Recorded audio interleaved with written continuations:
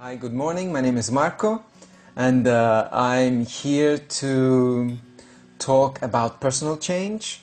In this week that we are going to do some English speaking live videos. Okay? So, again, the title today is Personal Change How? And in the following 30 minutes I'm hoping to give you some tools that I've been using first on myself always. Okay, everything I'm delivering here I have tested first on myself, and it is also what I use in my practice, my coaching practice. Okay, so I will be talking around 30 minutes. If you have any questions, just write them down and at the end post them on the comments, and we will, and I'm sure I'll be more than happy to answer your questions. So, wanted to tell you today, very important for me, these videos that I'm doing, the work that I'm doing, is especially directed for the ones of you that understand that in order to achieve well-being, you'll have to assume the control and work in controlling, in understanding, and in bringing awareness and consciousness over your feelings, emotions. Okay, so of course all the tools that I'm somehow suggesting here are for you to try. Sometimes I say don't believe a word of what I say. Test, try, practice, research. Do what is really useful for you. Okay?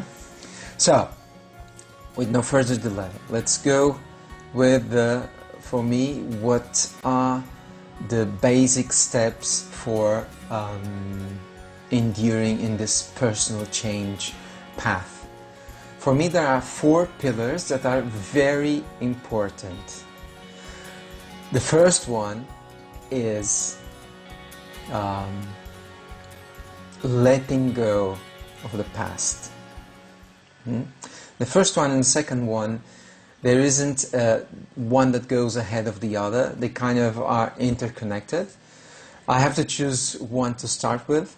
I'll start with this one, letting go of the past. And what is this letting go of the past? There is a story that happened with me that it really somehow illustrates what I want to tell you.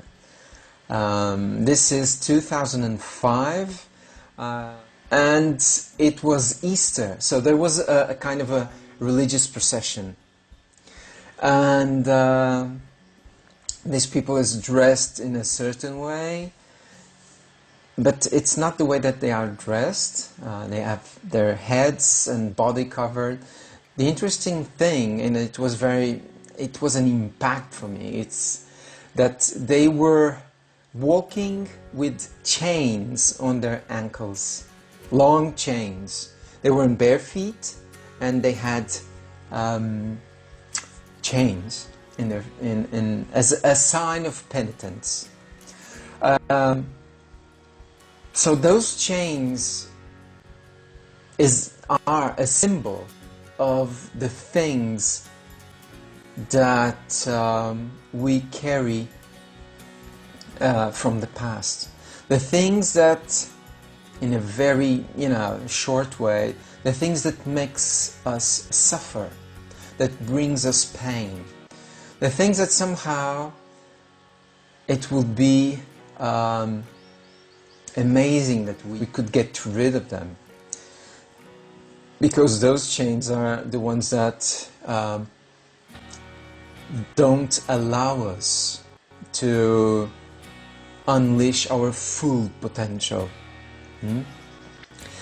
Um, so, what I wanted to give you today is a couple of tools to let go of the things of the past that you feel are dragging you back, are holding you back, the things that you need to let go. And the main concept here is forgiveness. From the religious standing point, is a concept for me that means releasing to achieve emotional freedom and peace. That's it. So again, you can work forgiveness for me in two different ways. The first one is when you need to forgive someone or even yourself for something that you've done in the past. So the first forgiveness is what we call somehow a dual forgiveness. Is you and someone or something outside of you. This is a step that some people need to do in order to get into a deeper forgiveness. Okay? Why I'm somehow putting two forgiveness or two ways of forgiving. Because the first forgiveness means that you need somehow to judge. What is this? You need to judge that I know better. I know that what you've done is wrong. So I'm right, you are wrong. And in order to do that, I need to judge and put yourself in somehow in a moral frame. Okay?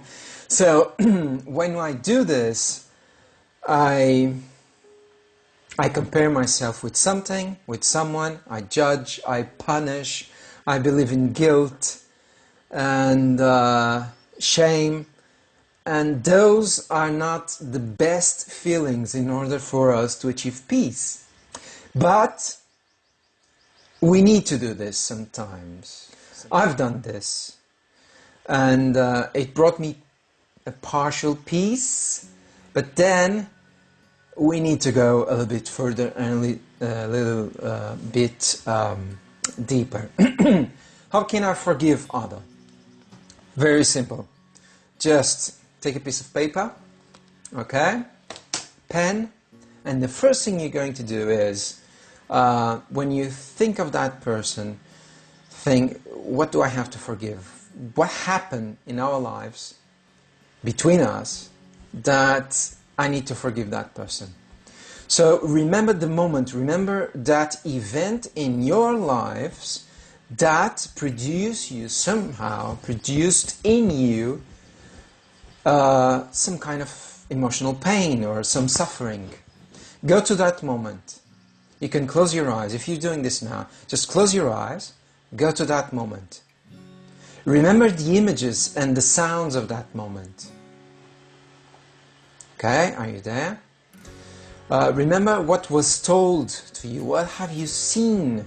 Go to the moment of that strongest emotional impact.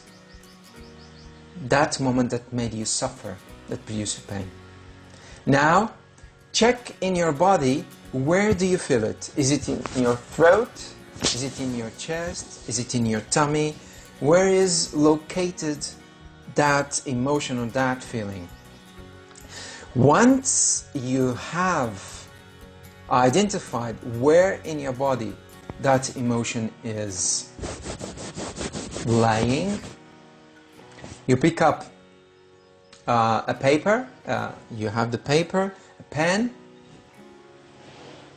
and what you're going to visualize is that feeling that probably is hurting you, coming from wherever in your body it is, through your writing arm to the pen, and then you start writing down about your feeling.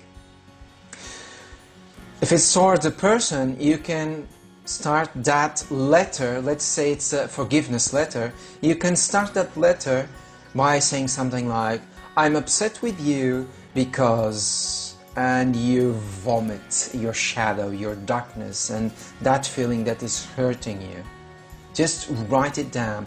Use all the bad words that you know if you need to. You can also start that letter, if it's really a strong feeling, by saying, I hate you because, you decide. But it's important that you direct that towards someone or something, or even you in the past, and if you regret anything you've done. Okay, so just put your shame, put your guilt, put your anger, your sadness in words. Write everything down. Take a look at that letter. Read it once, not more than once. You can add anything to it. And at the end, what you're going to do, you're going something that we call a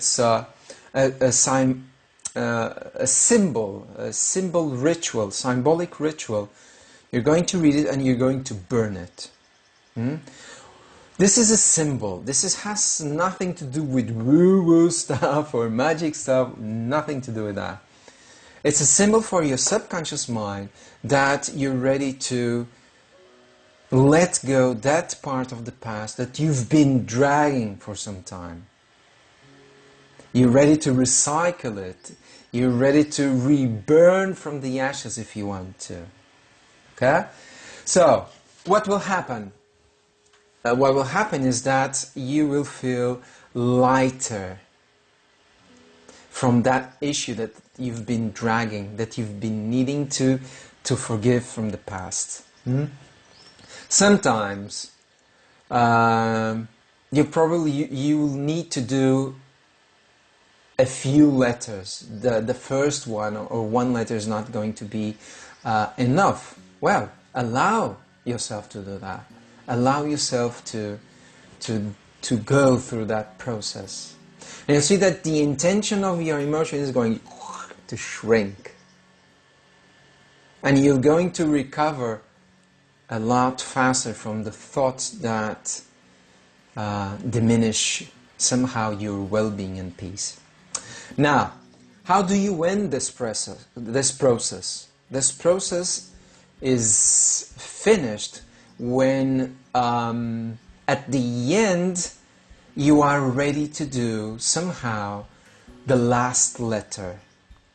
And the last letter should be the one that you are ready to start the letter with. I am ready to thank you. I am grateful to you because out of that experience that we had, I don't know, and here you write whatever you want. I grew, I'm a stronger person, I'm able to learn how to forgive, I'm thankful, I'm grateful, whatever. Okay? Just use your creativity here. And this final letter is the final step into a peaceful and more peaceful state of mind, state of being. Okay? This is the first tool into forgiveness. Let's call it the letter of forgiveness. Now, the second tool, or the second forgiveness, let's go a step deeper, further. And this is a forgiveness that there's no one outside. This is a forgiveness that I apply to myself. And it's a forgiveness that makes me also connect with my feelings, the feelings or emotions that really limit me, that are unhelpful. And those emotions should be released if I want to achieve that well-being. Okay? How do I do this? This is very simple. This is like a small visualization, or it's a creative visualization. It's a releasing visualization. And it's a talk within me with myself. How do I do this? It's easy. So, If there is an event in my life that makes me suffer, first I'm going to identify, like the first one, I'm going to identify the suffering. And I'm going to identify the emotion that is making me suffer, or the feeling as well. Is it guilt? Is it shame? Is it fear? Is it anger? Is it sadness? Is being overwhelmed? Is feeling that I'm not capable of? What is it? What is dragging you down? Identify it, call it a name. Whatever you feel that is a name, doesn't matter. And the next thing you're going to do is you're going to connect again. Where in your body do you feel that? You can do this with me. Connect with that. Where in your body do you feel that? You have it? Now what you're going to do, what you're going to say to yourself is, I forgive myself for feeling A, B, or C, or D. Guilt, fear. I forgive myself because while allowing this in me, I'm not feeling peace. I'm not connecting with well-being. I forgive myself because I didn't know how to do better. I forgive myself because by allowing this feeling within me, I'm in pain. Now, the next step, you visualize that feeling coming out of your body. You put that inside of a box. Could be a gift box. And what you're going to do, you're going to deliver, you're going to let go that box to, let's call it a higher power. Now, I know some of us, or some of you, maybe don't believe that there is a higher power. So you can visualize that you're delivering that to the sea, to the ocean, to the sky, to the sun. What you're doing is you're taking something of you and giving it to a higher wisdom that probably is more capable of recycling this emotion and bring peace to you.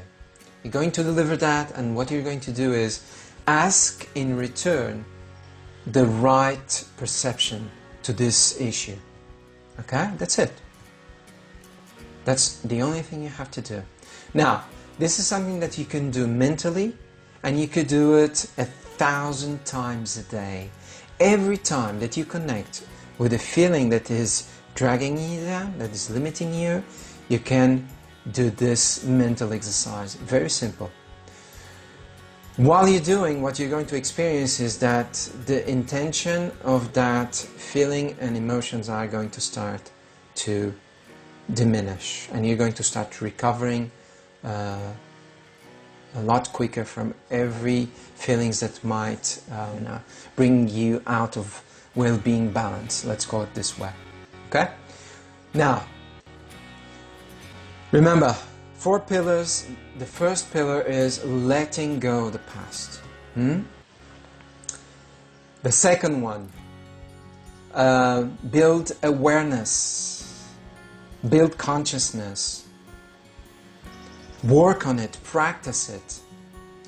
How can you do this? There are many tools that you can do this, but I'm going to just to give you, for instance, of course, meditation, mindfulness, writing a diary, hire a coach. Sometimes when we work with a coach, and of course I work with coach for me, for myself as well, they give us a completely different perspective, impartial, without feelings mixed up. So it's very important sometimes. There's a good tool also, just research, it's called the Wheel of Life. So this is where you diagnose different areas of your life, and you give a score, and also you give some strategies to improve that score. So this is how you can, in a very short way, how you can improve that consciousness. So we have to let go of the past, build consciousness. By building that consciousness, you will see areas in your life that you identify as, I have to change this, this is not working for me. 2. 3. If I want to change something in my life, if I want to introduce personal change in my life, it would be better to understand and to know, where am I going to? Okay, I know this is not working for me, my life, the way it's going now, it's not working, I need to go to somewhere else. Where to? So it's very important that you introduce goals in your life. This is the third pillar. Define your goals and build an action plan. When I have my goals, remember, your goals should be specific, measurable, achievable, realistic, and time-framed. Okay? And the plan that you're going to do is the how you're going to get that goal. It's also very important to define in a very detailed way how you're going to do that. How? Who's going to be there to help you? What skills do you have that are going to allow you to make those changes in your life? What skills you don't have? How are you going to get them? How are you going to celebrate them? Very important. Celebrate your achievements. Okay? So, this was the third. Remember,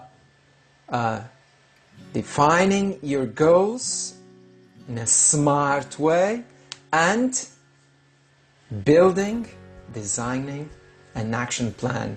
Because if you want change to happen in your life, you have to give the first step, you have to act. If you sit, even though you know what you want, nothing will happen. You have to act. And that plan is a detailed map of the road that you have to go through. So very important. Fourth and last pillar for personal change, and very important because it's the fuel of your change. And this is what what I call personally is what for that change in your life. What for, not why, what for. And I'm going to give you the story of a client that I have. He allowed me to share this story. His name was John.